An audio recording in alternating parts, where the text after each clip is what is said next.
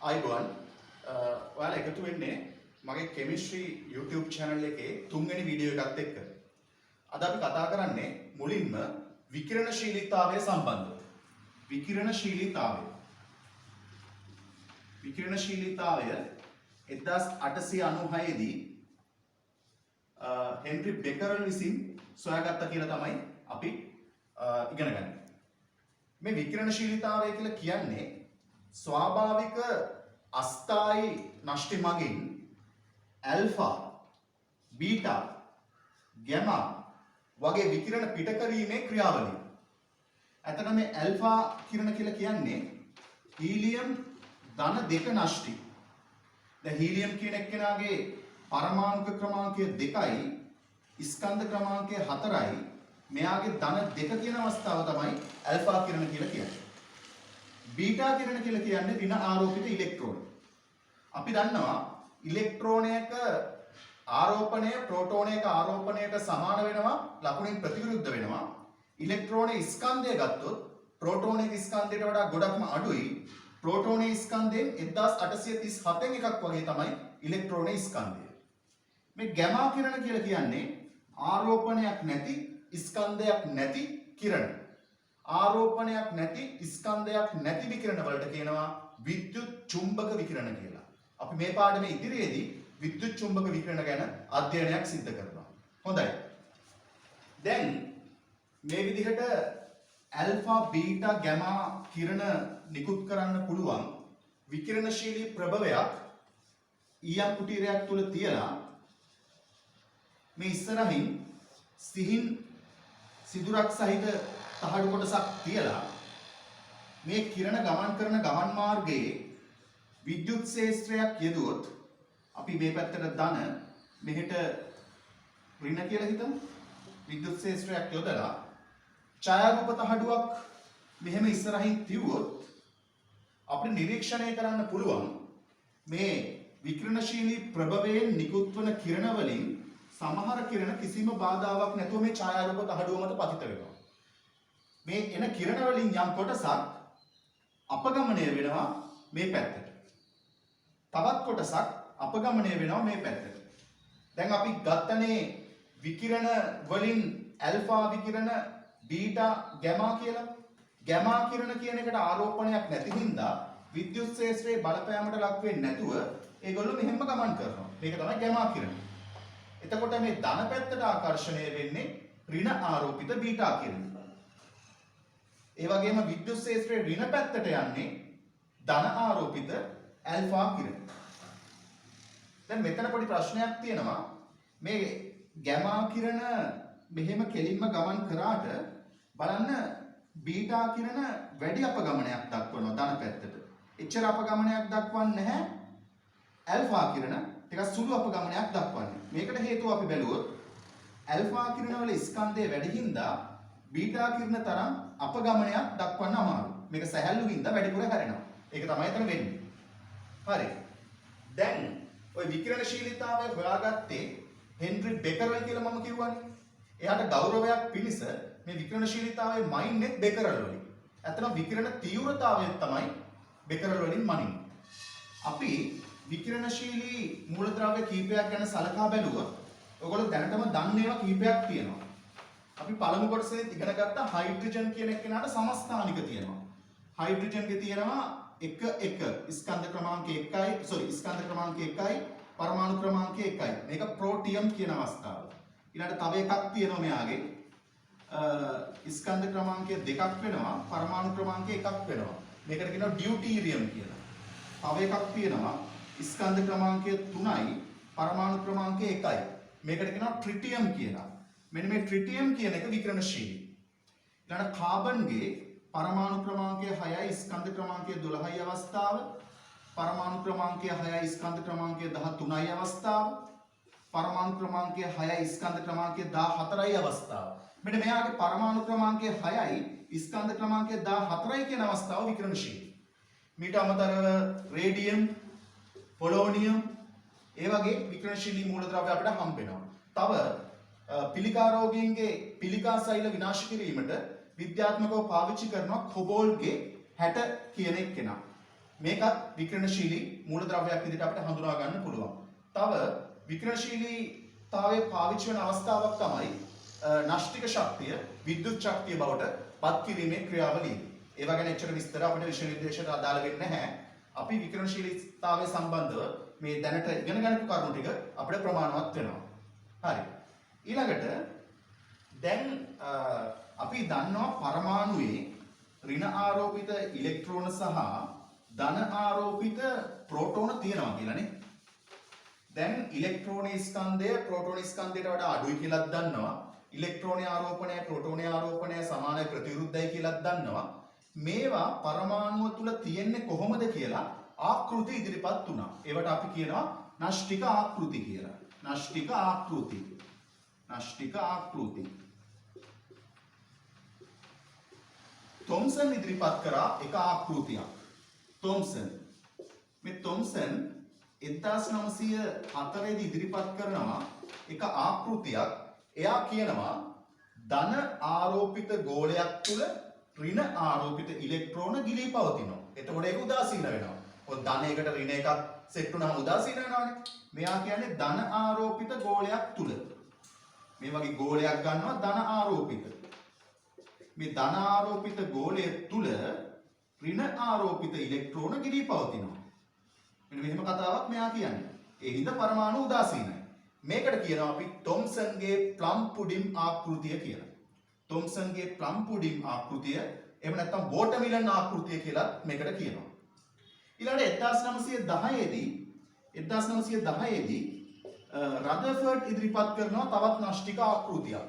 අපි බලමු එයා ඒ නාෂ්ටික ආකෘතිය ඉදිරිපත් කරන්න කලින් ගයිගර් සහ මාස්ඩන් කියන දෙන්නත් එක්ක එකතු වෙලා කරපු රන්පත් පරීක්ෂාව කියලා එකක් තියෙනවා. අපේ සිලබස් එකට අදාළයි ඒක. අපි දැන් බලමු කොහොමද ඒක සිද්ධ කරේ කියලා.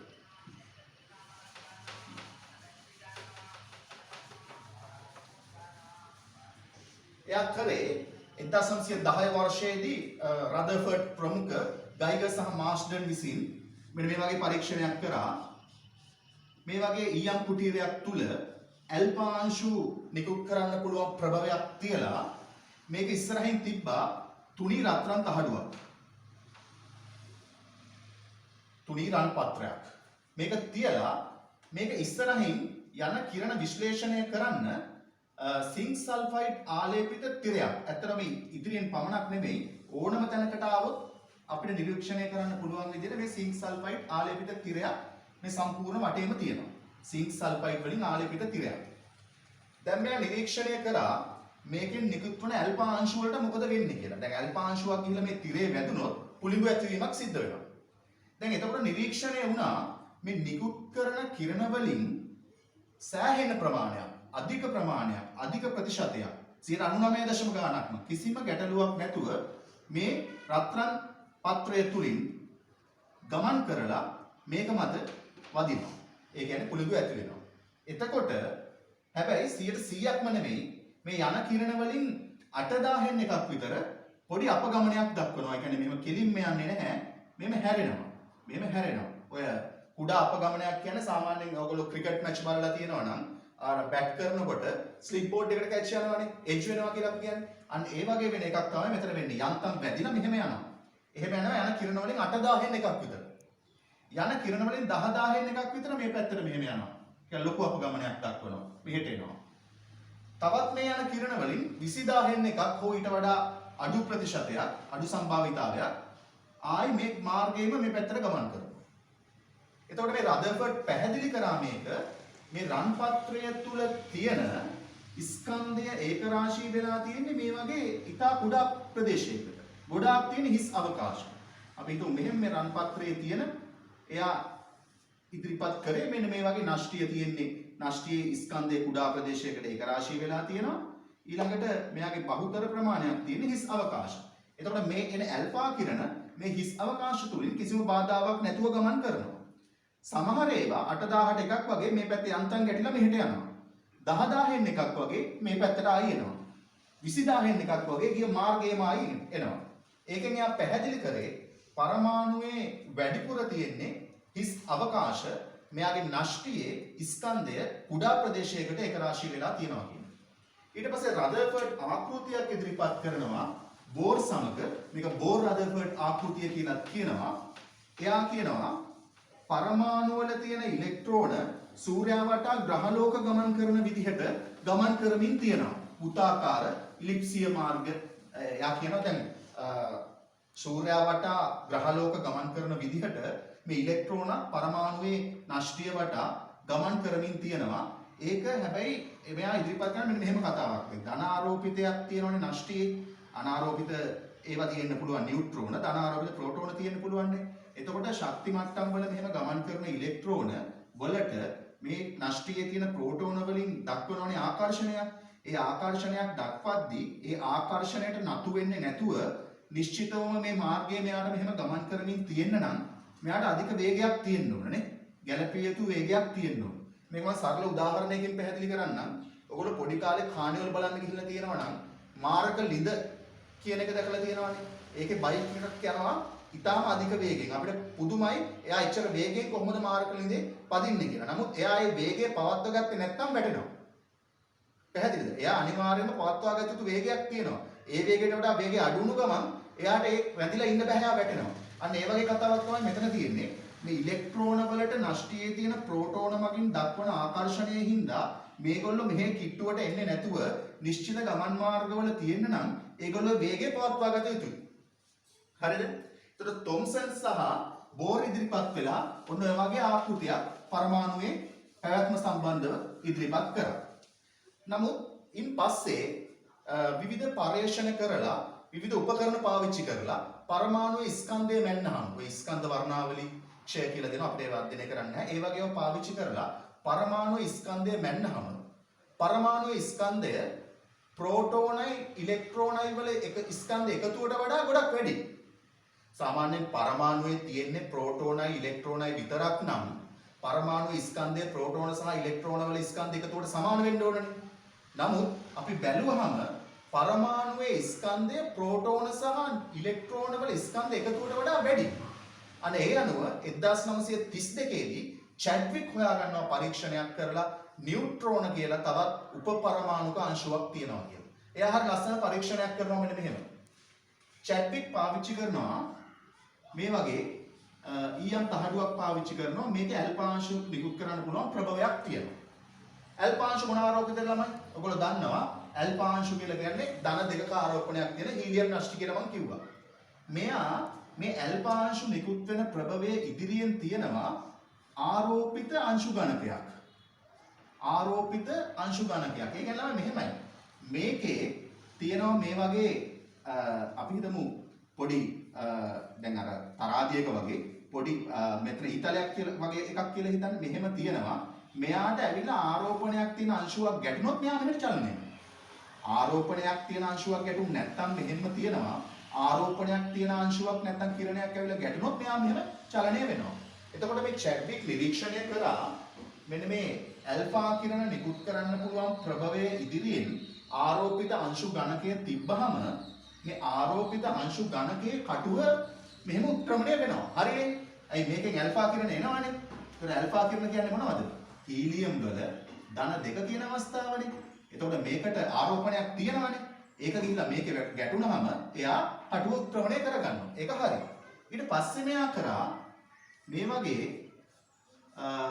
ඔය ඇල්ෆා අංශු නිකුත් කරන්න පුළුවන් ප්‍රභවයයි ආරෝපිත අංශු ගණකයයි අතර බෙරලියම් තහඩුවක් පාවිච්චි කරා. බෙරලියම් තහඩුව. මේ බෙරලියම් තහඩුවකින් මේක වැහුවා. මේක වැහුවාම දැන් මේ කටුව උත්ක්‍රමණය වෙන්නේ නැහැ. හරිනේ? දැන් අපිට හිතන්න පුළුවන් මෙතනින් ඇල්ෆා කිරණ ඇවිල්ලා වැදුණු හින්දා කටුව උත්ක්‍රමණය වුණා. මෙතන ඇල්ෆා කිරණ මෙතනින් එන්නේ නැති හින්දා මේ කටුව උත්ක්‍රමණය වෙන්නේ නැහැ. හැබැයි ටිකක් සංකීර්ණව හිතුවොත් මෙතනින් එන කිරණ මේ පැත්තට එන්නේ නැති හින්දා මේක නොවෙන්නත් පුළුවන්. මෙතනින් එන කිරණ කිසිවක් මේ පැත්තට ආවත් නැතත් යම්කිසි ආරෝපණයක් තියෙන කිරණයක් එන්නේ නැති හින්දා මේක වුණා කියලා හිතන්නත් පුළුවන්. ඒ කියන්නේ මෙහෙමයි. මොකුත් මෙතන එක්ක එන්නේ නැති වෙන්න ඕන. එක්ක මොන හරි ආවත් ආරෝපණයක් නැති වෙන්න ඕන. ඕකනේ තියෙන කතාව. ඊට පස්සේ ඕක තහවුරු කරගන්න නැවත මෙයා කරනවා මෙන්න මේ වගේ එකක්. අර වගේම ඇල්ෆා කිරණ නිකුත් කරන්න පුළුවන් ප්‍රභවයයි මේ ආරෝපිත අංශු ගණකයයි අතර බෙරිලියම් තහඩුව තියලා මේ අතර තියෙනවා ඒ කියන්නේ හයිඩ්‍රෝකාබන් එකක් තියෙනවා. හයිඩ්‍රෝකාබන් එකක්. මේ හයිඩ්‍රෝකාබන් වල කාබන් හයිඩ්‍රජන් බන්ධන තියෙනවා.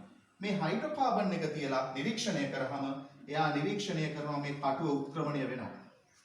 කටුව උත්ක්‍රමණය වෙනවා. එහෙනම් මේකට හේතුව තමයි ඉස්සර වෙලා බෙරිලියම් තහඩුව තිබ්බහම යම් කිසි කිරණ වර්ගයක් ඇවිල්ලා තියෙනවා මේ කලින් අවස්ථාවේ. කටුව උත්ක්‍රමණය වුණේ නැහැ. මේක තියලා බෙරිලියම් තහඩුව තිබ්බා. කටුව උත්ක්‍රමණය වුණේ නැහැ. නමුත් යම් කිසි කිරණ වර්ගයක් ඇවිල්ලා තියෙනවා අනාරෝපිත කිරණ. ඒ කිරණ දැන් ඇවිල්ලා මෙන්න මේ බන්ධනයේ වැදිලා මේ බන්ධනය කැඩිලා මේවයි ආරෝපණය තියෙන ඒවා කිරණ විදිහට ඉස්සරහට යනකොට ඒ කිරණ ගිහිල්ලා ආරෝපිත අංශු ගණකේ ගැටුණාම මෙයා උත්ක්‍රමණය වෙනවා. ඒ කියන්නේ දැන් ආරෝපණයක් නැති අංශුනේ මෙතනින් එන්නේ.